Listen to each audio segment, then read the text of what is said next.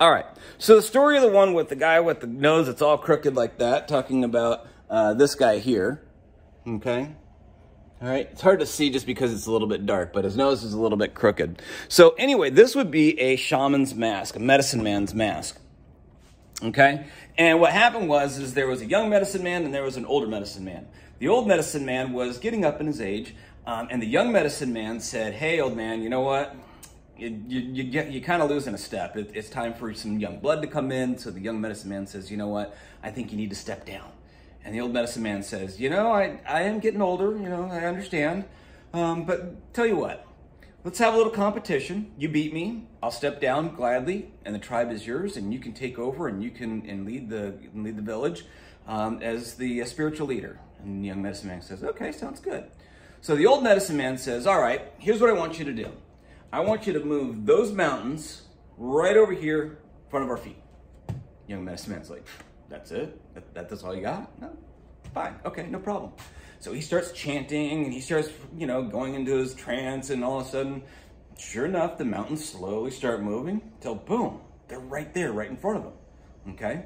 And so the old man says, "Wow, you know, that's pretty impressive."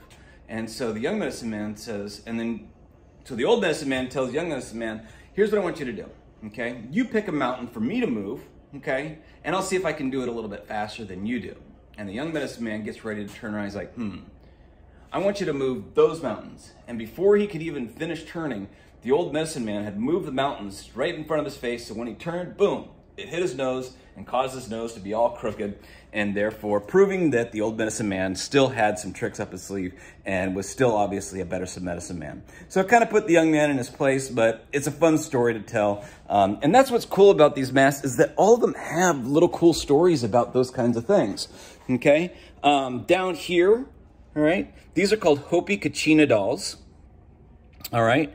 And the Kachina dolls, if you'll notice, one of the cool things about them is the fact that they are not gender specific, okay?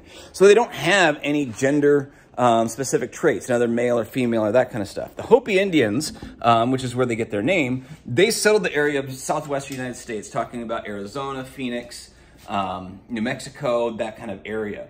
And the Kachina dolls, believe it or not, and this is where it gets kind of weird, is they were kind of like protectors and believed to hold the spirits of their ancestors, okay? So here's where it gets kind of funky, is that when I was a kid, all right, there were often times Mom and Dad would go across the street and they'd leave us sitting in front of the TV, and the TV would be our babysitter. And I'm talking like 4 or 5 years old, okay?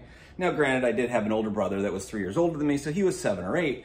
But, you know, TV isn't really necessarily a babysitter, but we would be so enthralled with watching TV that we didn't really care. We didn't get into anything. So if our parents disappeared for an hour or so and then came back, it was no big deal. The Kachina dolls, the Hopi Indians believed that they would house the spirit of their ancestors that had fallen, okay, that had died and passed on before. And so what they would do is they would leave these dolls with the kids for them to play with. Little kids, 4 or 5 years old, okay? And they would play with the dolls. Now, if you'll notice, each of the dolls here is doing a little bit something different, okay? So this one here, this one is going off to go hunting, okay? This one here is performing a ritual, okay? And then down here, this one's doing some other, I'm not sure exactly what it is. This one's most likely grinding corn into maize. This one's doing something else. Looks like maybe even starting a fire or something like that. But these are all daily chores that people had to do throughout the day. Now, the young kids were too small to be able to do any of those things, but playing with these dolls would teach them how to do those certain tasks and those certain things. Now, what I mean by they believe that the ancestors were housed in this, their spirit was housed in those dolls, is that the parents would go off and tend to the farms hundreds of yards away and leave these kids in their village by themselves to play with these dolls because the dolls will protect them. Yeah, no, I'm serious. They believed that the ancestors would then watch over the kids because they were, the spirit of them was in their dolls. It's kind of a weird idea. It's a strange concept, but it's not much different when you think about it than, you know, my mom leaving me sitting in front of the TV watching cartoons Saturday morning as she went for, you know, a quick trip over to a friend's house to have coffee or, you know, whatever it happened to be. Okay, but the cool thing is, as I mentioned, I brought this up earlier, is that the Kachina dolls don't have any gender-specific roles, which means that men and women would participate in activities just as equally.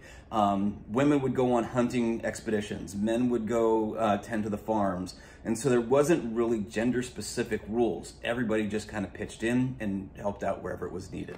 So those were the Hopi Kachina dolls.